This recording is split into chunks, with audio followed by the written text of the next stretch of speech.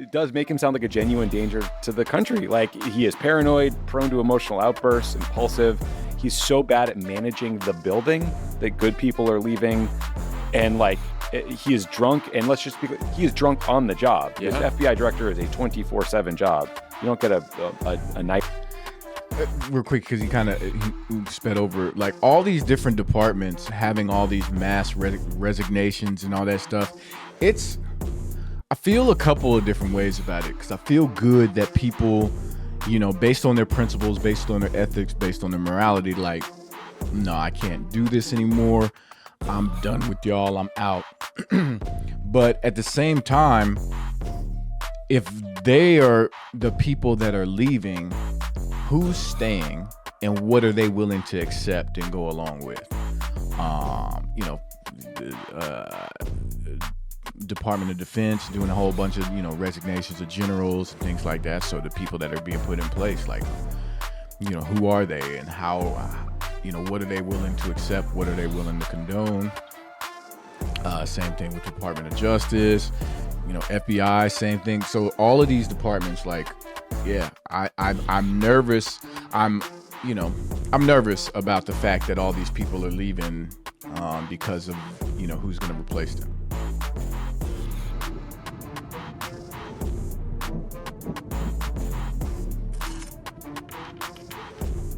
What's going on, YouTube? It's your boy Trey. Who the fuck is that guy? Back at it with another video. Another one. First and foremost, thanks to everybody that's been subscribing. Obviously, I'm a new YouTuber, so it really means a lot, the love and support, and it's going to help me continue to grow. And if you are new to the channel, go ahead and take a second, subscribe to the channel. Today, we're going to be reacting to a video from out of Pod Save America, and it's going to be a snippet from one of their later shows, the longer ones. And they're talking about Joe Rogan making a visit to the White House, right? I got, you know, issues with a lot of the stuff that Joe Rogan's been on for the past few years. But, I mean, he's got access, and he's trying to use it in a good way. And, I mean, I don't agree with him cozying up to Trump the way he has been and things of that nature. But, you know, if he's getting things that he believes in wholeheartedly, you know, passed, and he thinks he's doing some good with it, I guess more power to him, even if I disagree. And then they go into the recent scandals with Kash Patel and Lori Chavez. Yep, and that's about it. We'll cut it short after that one. But yeah, without further ado. Vast majority of Americans still hate the war, think Trump's doing a shitty job. A brand new NBC News poll looks just like all the others. Trump is at 37% approval, 63% disapproval, including 50% who say they strongly disapprove, record lows all around. And his numbers are even worse on Iran and the cost of living. Probably not helped by his energy secretary telling CNN over the weekend that, quote, it could be next year before gas is under $3 a gallon again. Republicans are starting to panic. They may lose the Senate as well as the House. And you can tell the White House is nervous because they're making public overtures to win back one-time ally Joe Rogan, who's been saying things like this about the war.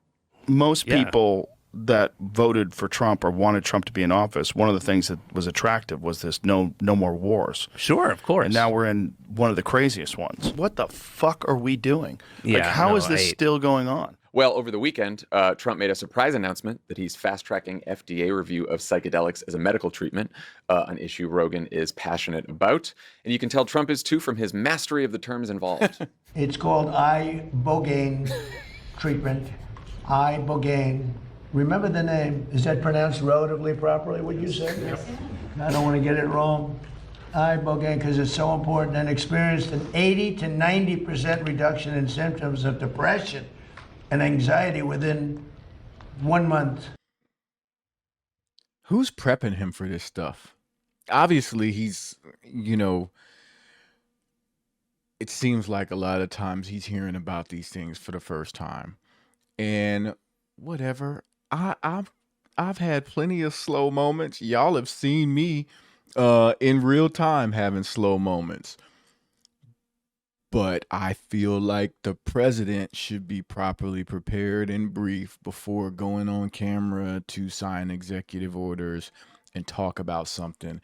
You would think that he at least, give him some background about what it is. And maybe they did and he forgot, or he's such a busy man, but I just think it's weird. I just think it's a wild scenario to have the president looking like he's finding out the information the same time as the rest of America. Can I have some, please? I'll take some. I'll take whatever it takes. I don't have time to be depressed. If you stay busy enough, maybe that works too.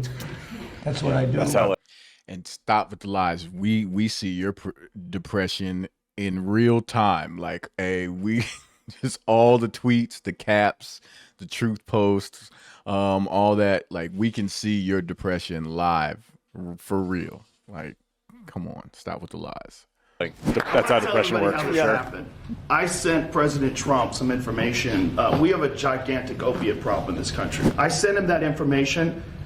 The text message came back, sounds great. Do you want FDA approval? Let's do it. For 56 years, we've lived under those terrible conditions. We're free of that now. We're free of that now. Thanks to all these people that we see next to me, and thanks to President Trump. We all respect Joe, and he's a little bit more liberal than. That's okay. I have a lot of friends that are liberal.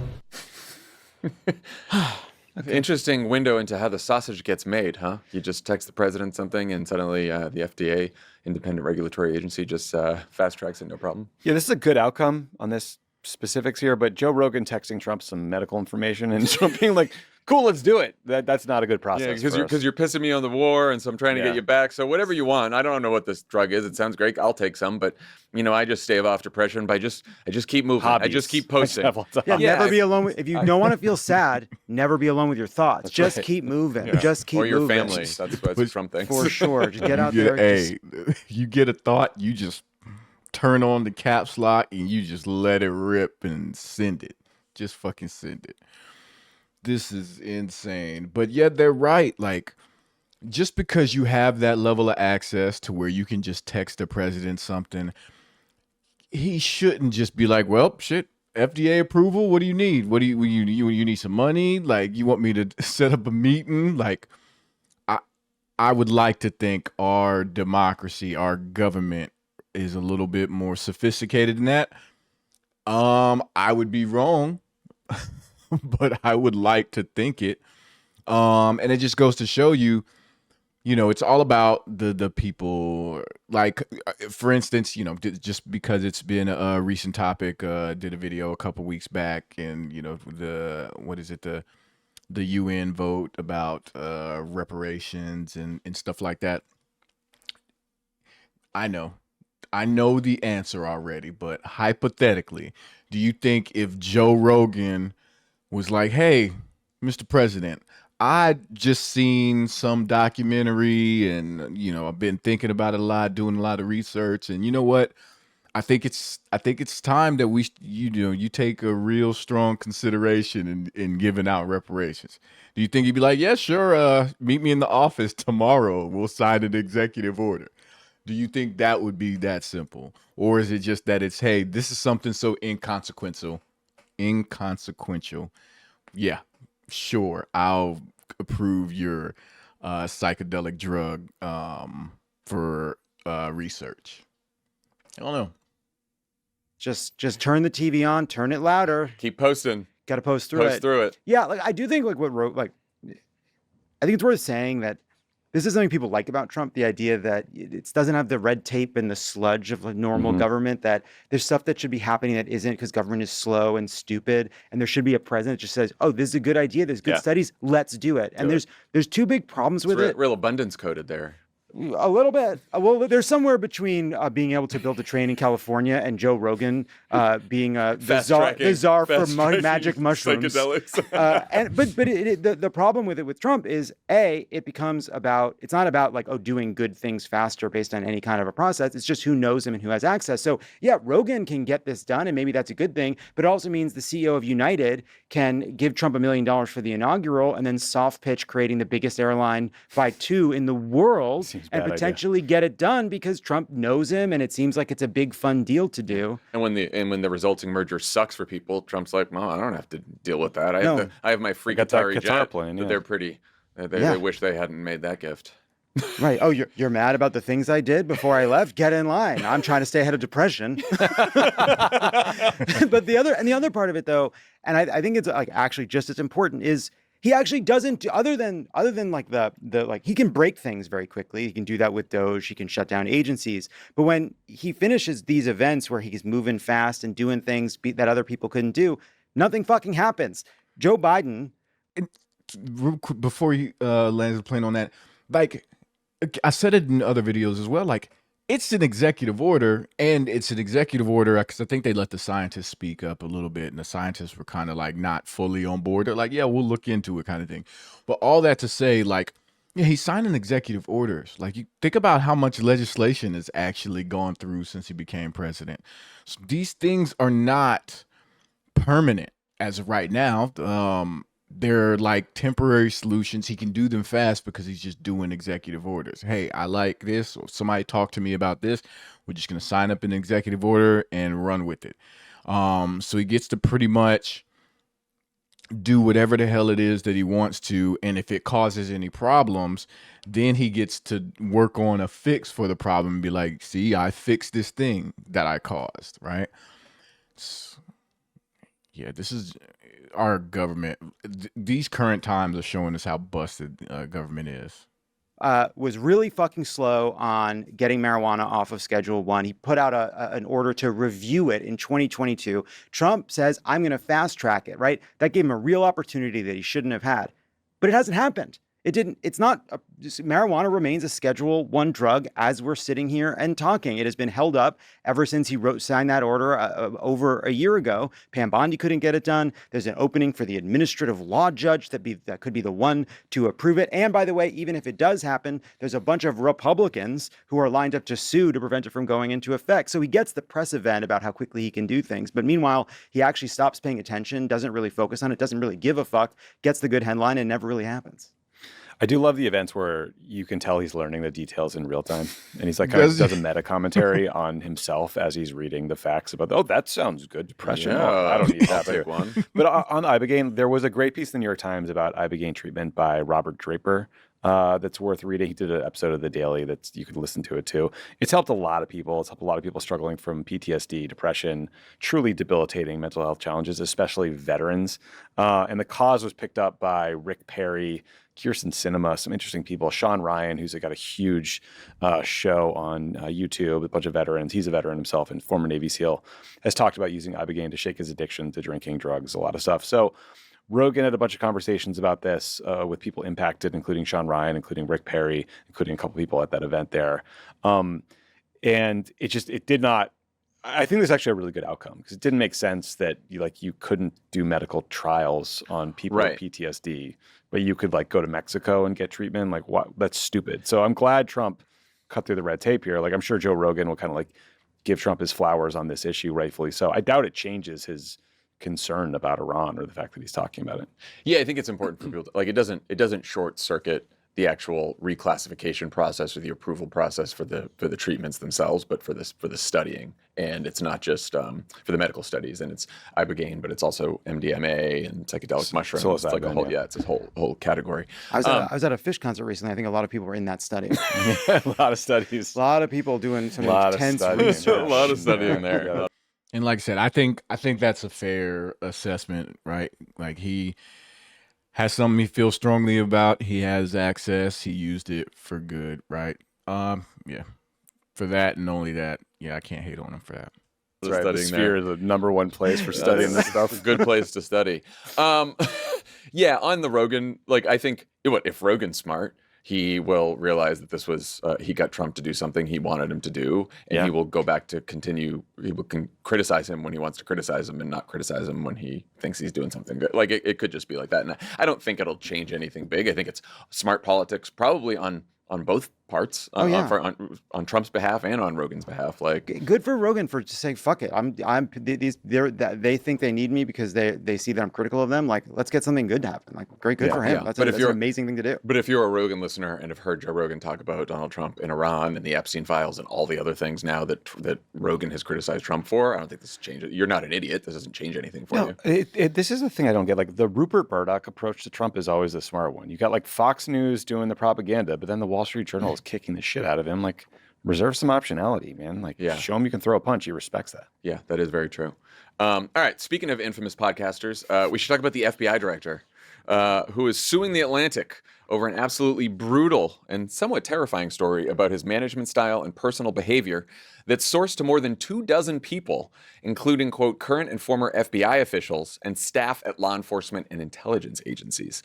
He is called, quote, erratic, suspicious of others, prone to jumping to conclusions before he has necessary evidence. Always a great quality in an FBI director. Yeah, that's what you want.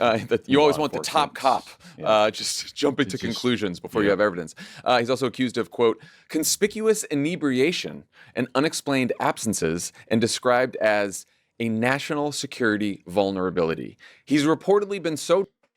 Like, say what you will, like, this whole shaking things up and putting these...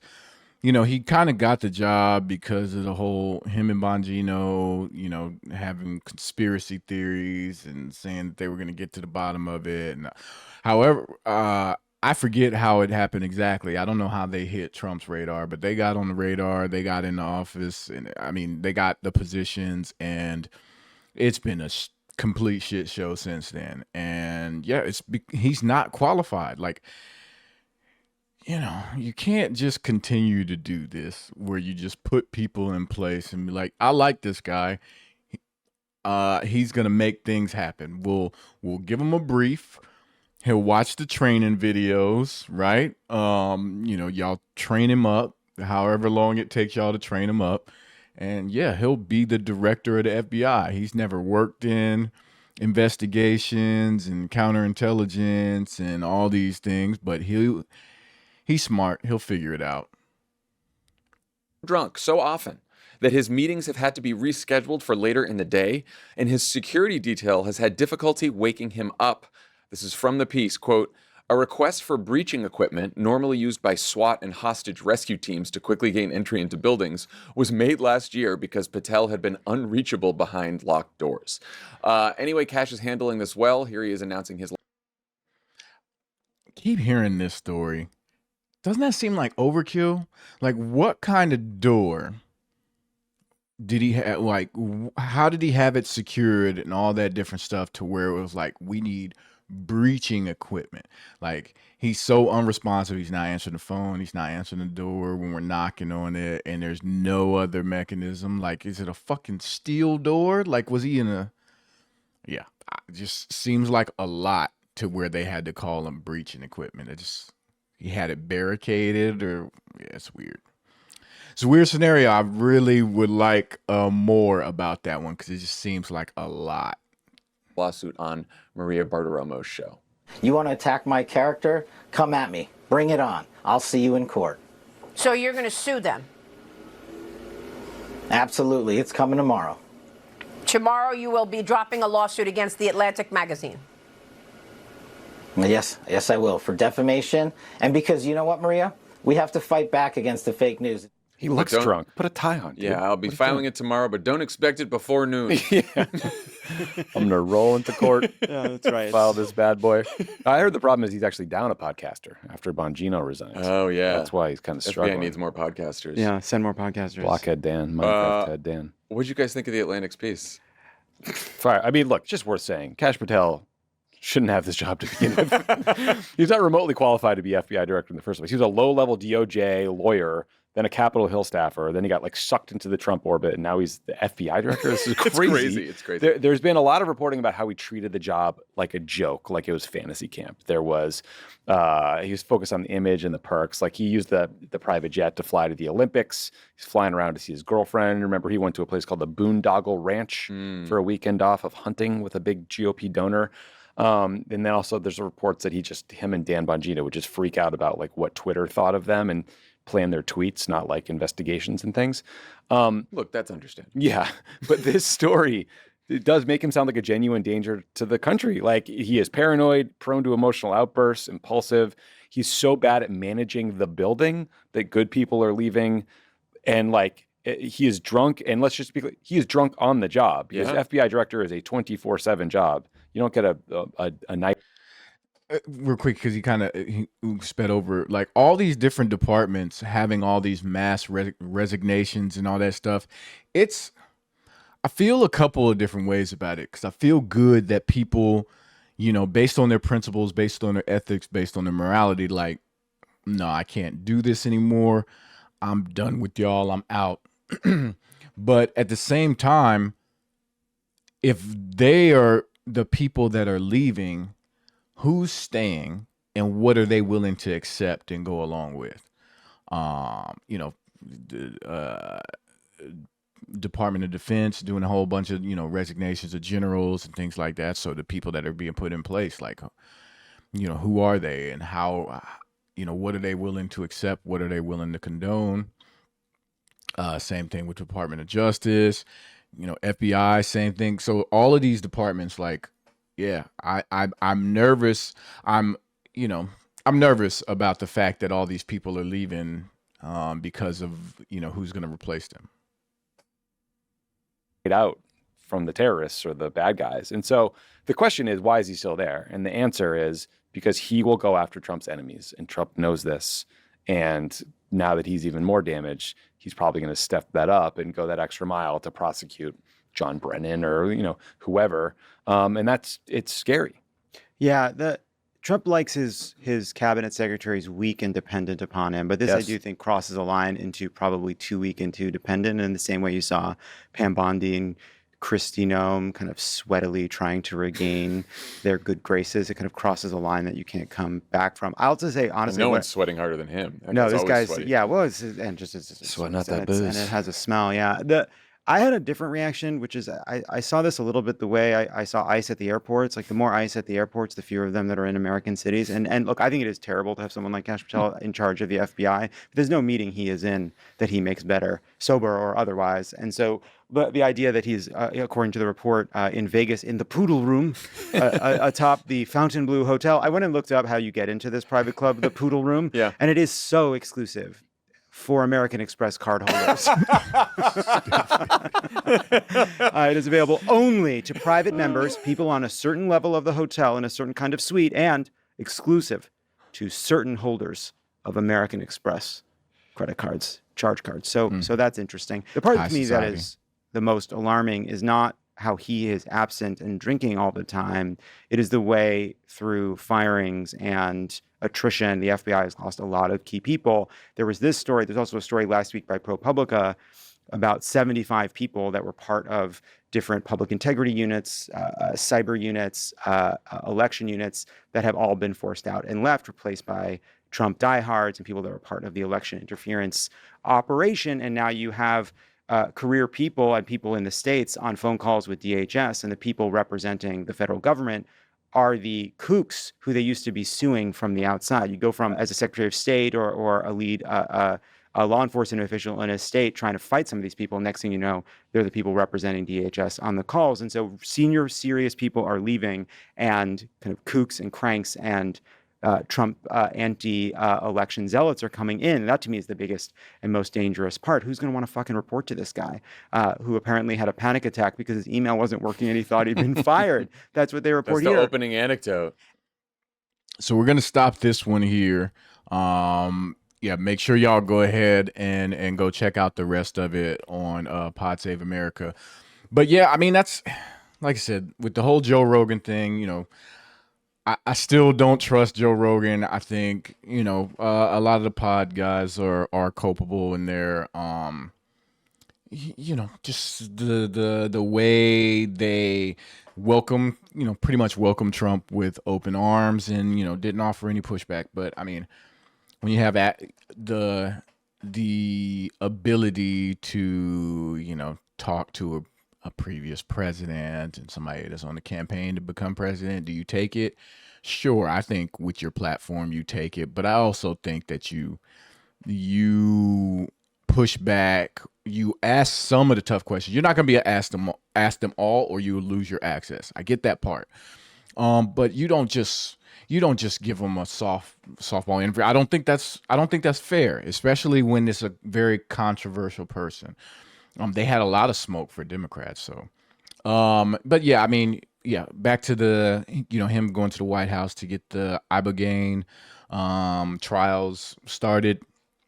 Hey, he feels strongly about something. He's using his access for good. So good on him for that. And then Kash, like, I hate all of well, yeah, I don't think there's anybody in the administration that I really love. I don't like any of these guys and gals, and it's rightfully so. And Kash is no better. He's unqualified. Just everything that he's done since being an FBI director, there has been nothing that screams good job. He's taking the role serious. Like, everything that we hear about him doing is him abusing the power and abusing the position for personal endeavors. So, but y'all let me know what y'all think in the comments section.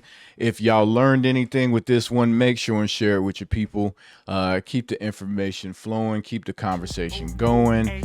And until next time, I'll holla at you. Don't think you wanna be my enemy. I pop out, they go wild, so celebrity. Too busy